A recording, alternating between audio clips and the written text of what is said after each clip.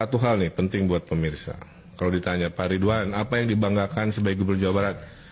Saya menghilangkan desa miskin dari 1.000 saat 2018 menjadi 0 di 2023. Kalau Anda harus mengkritik, apa kritik Anda yang paling tajam kepada pemerintahan Kang Emil dulu? Ya, orang desa kurang terperhatikan. Orang desa kurang terperhatikan. Ya, alokasi mereka sangat kecil. Selain juga ketika pembagian anggaran bantuan gubernur tidak didasarkan pada standarisasi kebutuhan daerah. Yang tadi itu. Dan itu juga bukan hanya pada masa Kang Emil, sebelumnya juga seperti itu. Gitu. Bayangin di desa itu, misalnya gini, saya bertemu kepala desa, Bapak dapat berapa? Dapat 130 juta. Kemudian dibuat untuk apa?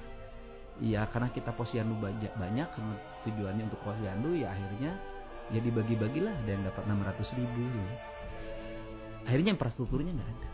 Padahal di Jawa Barat itu yang menjadi problem utama adalah infrastruktur menuju daerah-daerah, menuju desa-desa. Baik, assalamualaikum warahmatullahi wabarakatuh. Apa kabar kalian semua? Dan kembali lagi bareng King Cepi. Di kesempatan kali ini kita akan mengupas secara tuntas problematika yang terjadi di Jawa Barat di era peninggalan Ridwan Kamil. Nah, dan sekarang problemnya diwariskan kepada Kang Deddy Mulyadi, yang mana ketika Kang Deddy Mulyadi juga hendak mengentaskan problematika serta permasalahan yang berkecamuk di Jawa Barat, banyak sekali congor-congor nyinyir yang semakin santer saja menyerang Deddy Mulyadi. Kira-kira diapain ya orang-orang kayak gitu itu?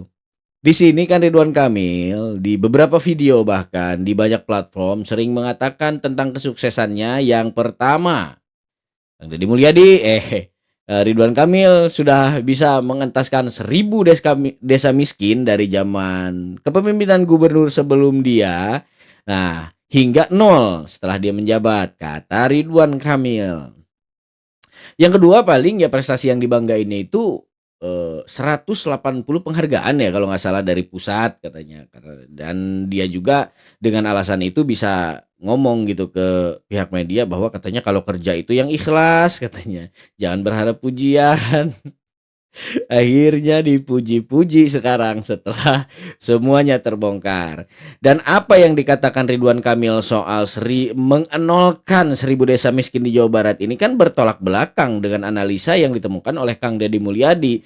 Ini bahkan sudah bukan disebut analisa lagi, ini temuan Kang Deddy Mulyadi soal desa-desa di Jawa Barat. Ketika si Bang Faisal Akbar ini bertanya kepada Kang Deddy Mulyadi, kalau harus mengkritik katanya, kritikan apa yang akan dilontarkan oleh seorang Deddy Mulyadi untuk Ridwan Kamil. Di sini justru Kang Deddy Mulyadi menyorot soal desa gitu. Bahwa Kang Deddy mengatakan banyak sekali desa yang tersisihkan dan tidak terperhatikan gitu. Nah, ketika diaudit oleh Kang Deddy Mulyadi kan, pejabat-pejabat ataupun kedinasan-kedinasan di era Ridwan Kamil ini mengatakan bahwa banyak sekali problem di desa katanya, yang mana kita juga punya posyandu yang harus memberikan 600 ribu per orang gitu anggaran buat posyandu itu. Padahal kan kenyataan dan faktanya di desa itu gitu kan nggak sebesar itu gitu. Posyandu paling berapa sih modalnya gitu kan, dan nggak bakal nyampe lah kalau 600 ribu per posyandu. Sedangkan masalah yang kredit di sini, masalah yang krusialnya soal infrastruktur gitu diabaikan gitu. Justru ya Kang Deddy itu maksud Kang Deddy itu urgensinya di mana gitu kan. Kalau memang infrastruktur yang menjadi urgent di suatu wilayah itu, ya dulu kan infrastruktur. Jangan menggembur-gemburkan soal mengentaskan desa miskin di Jawa Barat, padahal kan faktanya ya kita tahu lah. Ya gue juga pengen nanya sih sama warga Jawa Barat, emang iya gitu di Jawa Barat itu udah nggak ada desa miskin? Atau minimal tempat kalian itu masih dibilang desa miskin nggak gitu kategorinya gitu? Kalau memang kalian masih merasa bahwa desa kalian itu desa miskin, berarti ya apa yang dikatakan Ridwan Kamil ini bullshit. Ya, gara-gara diwarisi utang BPJS Kesehatan senilai 300 miliar rupiah, Gubernur Jawa Barat Deddy Mulyadi menyentil kebijakan APBD era Ridwan Kamil. Kang Deddy menyoroti APBD RK untuk membayar operasional Bandara Kertajati, bukan malah untuk bayar tunggakan utang.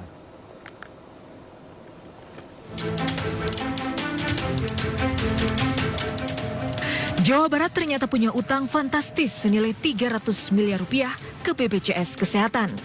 Utang itu menumpuk dan belum dibayar ke kabupaten kota di era kepemimpinan Gubernur Ridwan Kamil. Deddy Mulyadi pun mengaku kaget sekaligus heran mengapa APBD zaman RK lebih diprioritaskan untuk belanja hibah daripada bayar tunggakan utang Enggak, ke kalau BPJS netizen masih Kesehatan. mempertanyain kenapa APBD di era RK itu masih diprioritaskan kepada bantuan dana hibah gitu, karena pesantren-pesantren gitu yang tersebar di seluruh Jawa Barat itu adalah alasan utamanya gitu kenapa RK bisa duduk menjadi seorang gubernur. Karena apa? Wakil RK saat itu kan adalah salah satu tokoh NU ya. Pak UU Ruzanul Ulum itu ya bisa dibilang pentolan NU lah di Jawa Barat gitu. Beliau juga merupakan sosok yang sangat agamis dan bergelar kiai. Jadi ya hibah itu penting mungkin bagi mereka karena ya siapa tahu kan, kita juga nggak tahu entah di belakang mereka punya janji politik soal dana hibah itu gitu kan. Kita juga nggak bisa nyalahin lah gitu karena kebanyakan oknum itu memang menyalahgunakan kekuasaan gitu untuk memenuhi janji-janji politiknya, yang mana janji politik itu ditunaikan hanya ke beberapa gelintir orang saja gitu. Jadi bukan mayoritas masyarakat gitu yang merasakan, hanya segelintir orang dan lembaga-lembaga yang tadinya sudah memiliki perjanjian bahwa jikalau memang mungkin Ridwan Kamil menang sebagai Gubernur Jawa Barat, maka yayasan mereka masing-masing akan disejahterakan oleh Ridwan Kamil. Nah, ini kan yang selama ini terjadi sih di negeri ini. Ini sudah jadi rahasia umum. Ya ketika ada calon-calon pemimpin gitu kan, baik eksekutif maupun legislatif turun ke masyarakat pas pencalonan gitu, pas menjelang pemilu, ya pasti kan ada janji ataupun program kerja yang diucapkan secara massal gitu. Ada juga ya janji politik yang diucapinnya bisik-bisik. Ya semua sudah tahu lah, intinya semuanya sudah tahu, sudah paham. Jadi nggak ada alasan gitu buat KPK nggak ngerti permasalahan ini gitu ya. Soal dana hibah ini ya siapa sih orangnya yang nggak bilang bahwa ini nih sebenarnya korupsi gitu kan. Karena ya masyarakat juga nggak semuanya setuju. Masih banyak hal urgent lain yang nggak diurusin oleh Ridwan Kamil pada saat itu. Malah ngeduluin dana hibah, jor-joran. Bahkan salah satu staf yang di era Ridwan Kamil dia sudah menjabat pun mengatakan bahwa dana hibah Jawa Barat itu jor-joran pernah mencapai 3,5 triliun bahkan gitu. Itu kan gila sih menurut gua karena APBD Jawa Barat aja cuman berapa triliun gitu kan. Sedangkan yang masuk ke dana hibah bisa nyampe 3 triliun per periode. Cuman entah, tapi gue juga nggak ngerti sih entah per tahun entah per periode. Jadi gua waktu itu kurang nggak nyimak dengan jelas gitu apa rentan waktunya yang diungkapin waktu itu. Tapi bagaimanapun ceritanya, sekarang masyarakat jadi paham gitu bahwa sebetulnya dana hibah itu adalah sebuah kejahatan lah buat masyarakat gitu karena hak rakyat gitu. Malah mereka alih fungsikan untuk kepentingan mereka pribadi dan golongannya. Salah satu beban APBD yang diwariskan RK ke Deddy Mulyadi adalah biaya operasional Bandara Kertajati senilai 60 miliar rupiah per tahun. Padahal bandara itu terus-menerus merugi. Sementara alokasi anggaran BPJS Kesehatan yang jelas-jelas untuk kesehatan warga Jabar justru menunggak. Pemprov Jabar ternyata punya tunggakan hutang BPJS 300 miliar. Terhadap kabupaten kota. Nah itu terjadi tahun anggaran sebelum saya pimpin. Makanya tadi saya komplain ke teman-teman Bapeda, kepala dinas kesehatan. Kenapa sih dulu ketika kita punya uang fiskal yang sangat cukup lebih banyak hibah dibanding bayar kewajiban pemerintah BPJS. Kan ini rawan kalau kabupatennya tidak bayar, itu bisa stop pelayanannya. Kang Deddy menyatakan akan mengevaluasi belanja hibah Pemprov Jawa Barat yang dinilai banyak tidak tepat sasaran. Dari Bandung, Jawa Nah Barat. itu kan dalam artian ya pemimpin yang ngeduluin ngebagi-bagi duit kepada golongannya daripada membayar hutang ataupun kewajiban yang dimiliki oleh Provinsi Jawa Barat, itu kan cirinya ya pemimpin itu udah nggak beres aslinya bro gitu. Hutang itu wajib gitu, baik hutang personal maupun hutang pemerintahan gitu ya, itu memang wajib sih dibayar kayak hutang BPJS gitu.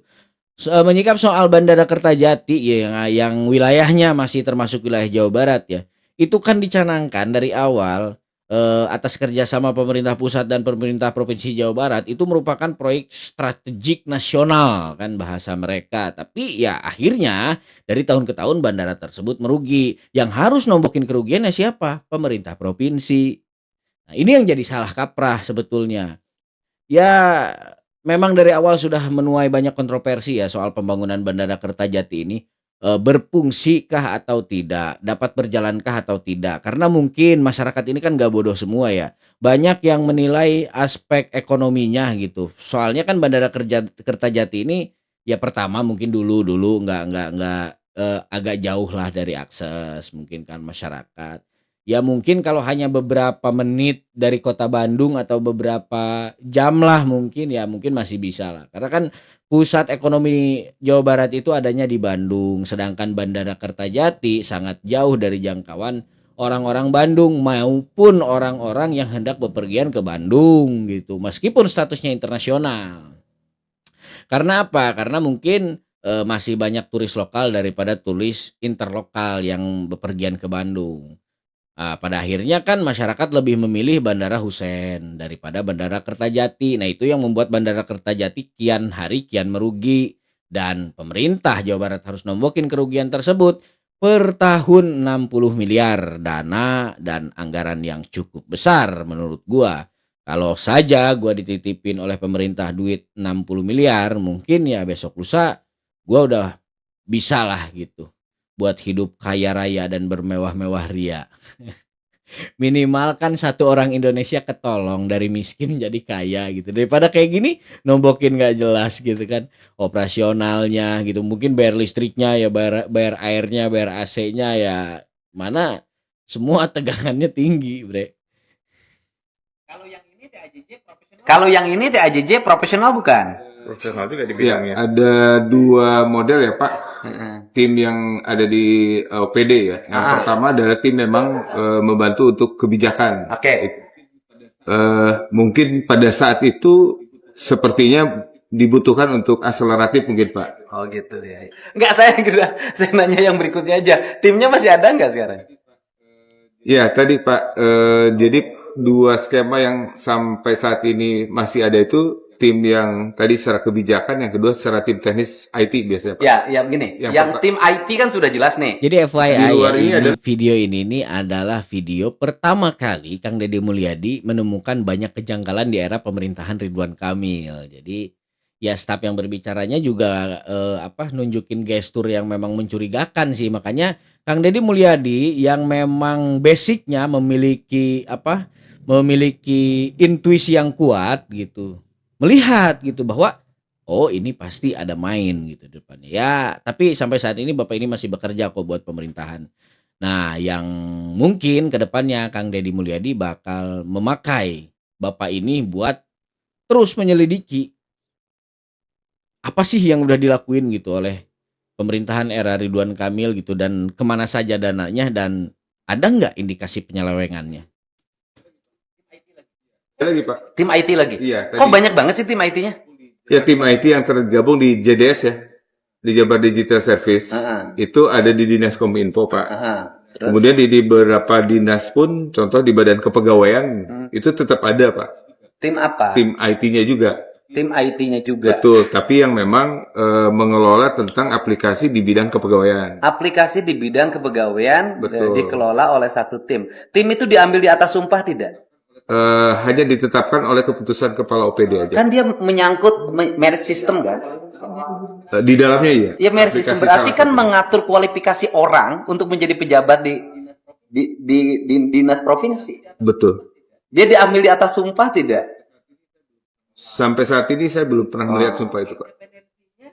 Independensinya bisa dipertanggungjawabkan nggak dia ngelola merit system itu? Itu dikembalikan kepada pengawasan kepala OPD. Saya penyidik, Pak. Ada NDA. Kayak penyidik. Nah, jadi bro jelas ya di sini. Sepertinya memang ada kong kali kong antara pemerintahan Deddy Mulyadi dengan banyak lembaga lah yang memang dirasa lembaga tersebut akan menguntungkan karena bisa dialiri dana-dana dari pemerintahan provinsi yang mana mereka bisa bagi-bagi hasilnya kan.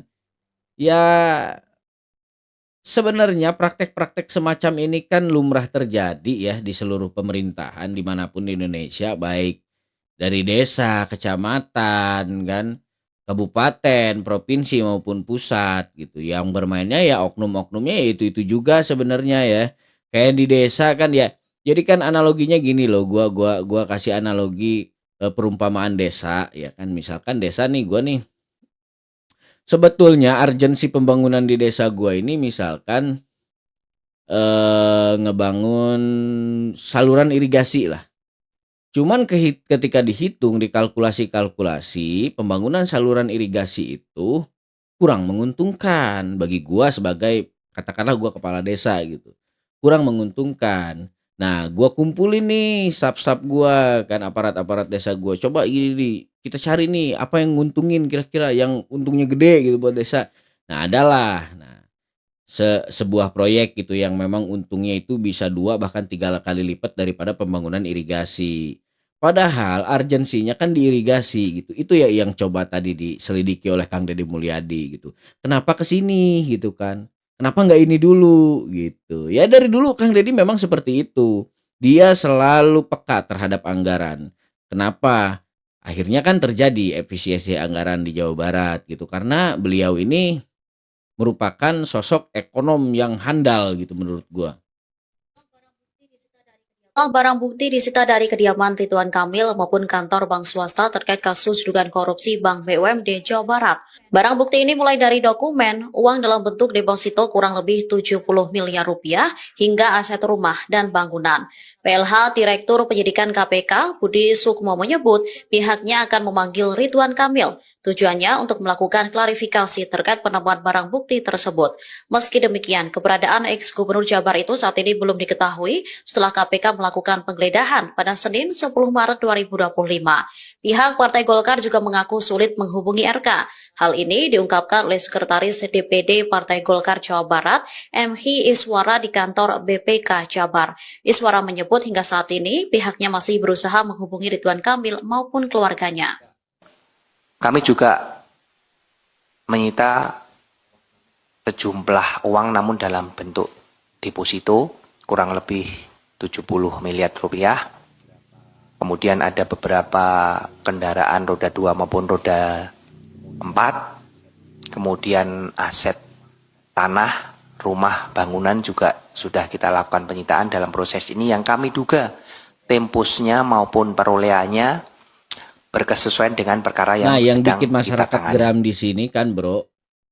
Sudah ada sitaan barang dari Ridwan Kamil yang dilakukan oleh KPK dan aparat terkait gitu. Tapi seolah-olah KPK ini masih memperpanjang gitu laju penanganan kasus yang sekarang lagi menimpa Ridwan Kamil gitu. Kenapa tidak secepatnya? Jikalau KPK sudah berani menyita barang berharganya milik Ridwan Kamil, itu kan artinya Ridwan Kamil memiliki indikasi besar melakukan tindak pidana korupsi. Ya itu yang bikin masyarakat itu selama ini bertanya-tanya gitu. Bahkan ya udah banyak banget lah yang jengkel gitu. KPK lelet banget katanya kerjanya. KPK kayaknya ada kong kali kong. Kan pada akhirnya spekulasi masyarakat itu liar gitu di luar sana. Jadi tolonglah buat KPK gitu ya. Masyarakat mau kemana lagi gitu, mau percaya gitu. Sedangkan KPK kan lembaga negara yang memang ditugaskan gitu untuk melakukan pemberantasan korupsi. Kalau memang di tubuh KPK saja masih banyak kong kali kong suap menyuap gitu, lantas masyarakat ini bakal berlindung kemana? Sementara aparat penegak hukum di Indonesia ini sudah berada di titik nadir kepercayaan masyarakat gitu. Masyarakat udah banyak nggak percaya sama aparat penegak hukum. Bahkan ya nggak sedikit masyarakat yang memang udah ngehujat gitu kepada aparat penegak hukum. Nah, KPK saat ini yang memang jadi tumpuan utama masyarakat untuk pemberantasan korupsi juga bersikap seperti tidak kooperatif menurut masyarakat gitu. Dan menurut gua juga sih. Karena apa? Ya mungkin ada pihak dari KPK yang bilang, "Oh, prosesnya nggak semudah itu, bla bla bla bla bla bla." Ridwan Kamilnya juga belum bisa dimintai keterangan dari kenapa gitu, kenapa KPK harus takut dengan seorang Ridwan Kamil? Kalau memang Ridwan Kamil hilang, kan negara punya badan intelijen. Nggak sulit buat badan intelijen menemukan Ridwan Kamil, gitu kan. Ada yang berspekulasi juga Ridwan Kamil udah meralihkan diri ke luar negeri. Sementara intelijen kita di luar negeri juga banyak kan. Apalagi Ridwan Kamil masih muter-muter di seputaran Jawa Barat, di Bandung ataupun di mana. Tangkap dong, minta keterangan secepatnya gitu, agar supaya rakyat secepatnya memiliki keputusan. Karena apa? Rakyat berhak gitu atas itu. Rakyat itu adalah pemegang kedaulatan tertinggi negara gitu. Jadi kalian semua itu kan bekerja untuk rakyat gitu. Jadi tolonglah gitu, tunjukin keberpihakan kalian bahwasanya kalian benar-benar bekerja untuk rakyat. Komisi Pemberantasan Korupsi atau KPK kembali menjadwalkan pemanggilan mantan Gubernur Jawa Barat Ridwan Kamil terkait dugaan korupsi pengadaan iklan di PT Bank Pembangunan Daerah Jawa Barat dan Banten atau Bank BJB. Ketua KPK, Setio Budianto berpandangan bahwa pihak Ridwan Kamil tidak ada sama sekali mencoba ulur waktu dalam penjadwal pemanggilan tersebut. Dia berkata bahwa penyidik tidak hanya menangani kasus BJB saja, tetapi juga menangani kasus-kasus lainnya. Dari dugaan korupsi pengadaan iklan Bank BJB ini, kerugian negara ditaksir mencapai 222 miliar. Nilai itu merupakan biaya yang dikeluarkan secara fiktif oleh para tersangka kasus tersebut dari total anggaran iklan sebesar 409 miliar. Selain itu, pada Maret 2025 KPK telah menggeledah kediaman Ridwan Kamil di Bandung dan menyita sebuah sepeda motor bermerek Royal Enfield sebagai barang bukti. Hingga saat ini, penyidik dalam kasus dugaan korupsi BJB tersebut juga terus fokus melakukan pemeriksaan saksi-saksi hingga penelaahan dokumen. Jadi menurut dan pemberitaan yang beredar saat ini juga nggak ada perkembangan ya bro soal kasus Ridwan Kamil ini. Ya satu-satunya yang dibanggain oleh KPK itu ya tentang penyitaan motor mahal Royal Enfield milik Ridwan Kamil gitu. Kenapa harus motor yang disita gitu? Kan mungkin negara punya data ya. Punya data soal harta Ridwan Kamil itu apa aja, di mana aja gitu. Gua rasa lebih masuk akal duit yang tadi dibilang 70 M yang berupa deposito daripada harus nyita motor gitu kan. Karena menurut gue kurang objektif aja lah gitu kalau harus motor yang disita gitu. Harusnya KPK telusuri lagi, selidiki lagi gitu di mana saja Ridwan Kamil ini naruh duit gitu kan. Ya pastilah, pasti ada. Ada nominal yang jauh lebih besar daripada motor tadi gitu. Jadi ini yang menjadi kegeraman masyarakat, yang menjadi kegelisahan warga Jawa Barat selama ini kan. Soal penanganannya alot. Nah, di sini memang KPK memberikan keterangan bahwa katanya kasus yang ditangani oleh penyidik KPK itu bukan hanya kasus Bank BJB saja. Masih ada banyak kasus-kasus lain yang perlu mungkin mereka tangani gitu. Yang jadi masalah emang penyidik cuma satu gitu kan. Emang negara nggak mampu bayar penyidik-penyidik lain gitu buat mempercepat penanganan perkara. Nah ini yang jadi masyarakat jengkel pada akhirnya kan. Tapi kedepannya gua harap kan birokrasi di negeri ini bisa ditata ulang, diperbaiki lagi lah agar supaya ya masyarakat menerima manfaat negara itu dengan sebaik-baiknya serta seadil-adilnya. Karena ya sampai hari ini pun khususnya gua ya yang bukan sebagai warga Jawa Barat, tentunya gua ngerasa bahwa ya peran negara itu nggak seberapa sih gitu kan. Memang ada, gua nggak bisa ngilangin lah gitu bantuan dan pertolongan dari negara. Tapi kan kebanyakan institusi-institusi yang dibikin oleh negara itu justru merepotkan masyarakat gitu. Jadi nggak ada istilah negara mempermudah urusan masyarakat, yang ada dipersulit. Kayak model pembayaran pajak itu harus banget gitu pakai KTP asli pemilik yang punya motor awal gitu kan. Jadi menurut gue itu kan dipersulit sebenarnya. Bayar pajak harus melalui inilah. Kalau domisili gue di sini harus bayarnya ya di situ juga gitu. Gimana kalau kebetulan gue lagi merantau gitu kan. Nah itu jadi birokrasinya itu memang masih semeraut lah di Indonesia. Dan mudah-mudahan Kang Deddy berawal dari Jawa Barat bisa naik ke RI 1 untuk membenahi birokrasi tak hanya di Jawa Barat tapi di seluruh Indonesia. Kita doakan saja ya masyarakat Jawa Barat juga jangan egois gitu minta Kang Deddy 2 periode dulu di Jawa Barat kan masyarakat di provinsi-provinsi lain juga mau merasakan bagaimana sih dipimpin oleh seorang Deddy Mulyadi yang selama ini masyarakat di seluruh Indonesia menilai bahwa dia adalah sosok pemimpin yang tahu akan tujuan dirinya memimpin. Gitu. Setelah kebanyakan orang-orang kan memimpin pertama karena punya duit, kedua ya karena punya relasi, yang ketiga memimpin itu ya karena mau cari keuntungan gitu. Kalau Kang Deddy enggak, Kang Deddy tahu tujuan dia memimpin. Perkara orang-orang yang sering mengkritik kebijakan Kang Deddy Mulyadi, ya gua pengen nanya sih satu hal kepada kalian semua, soal kebijakan mana sih yang dibuat oleh Kang Deddy yang ngerugiin masyarakat, yang tidak pro terhadap rakyat? Coba sebutin satu aja kebijakan mana gitu. Kalau memang pergantian nama Rumah Sakit Al Ihsan menjadi Rumah Sakit Welas Asih itu merugikan masyarakat, ya tapi kan masyarakat Jawa Barat bungkam aja sampai artinya kan setuju gitu. Bahkan yang komentar ya kebanyakan dari luar Jawa Barat.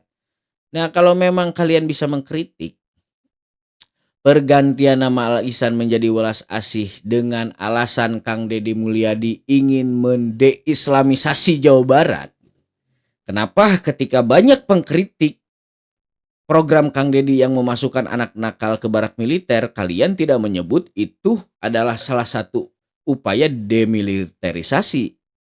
Nah, kan. Kalau kalian nih yang mengatasnamakan dari golongan Islam yang sangat kuat dan beriman kuat gitu, teguh pendirian kalian di Islam, apapun yang kalian lakukan itu atas nama Islam gitu kan.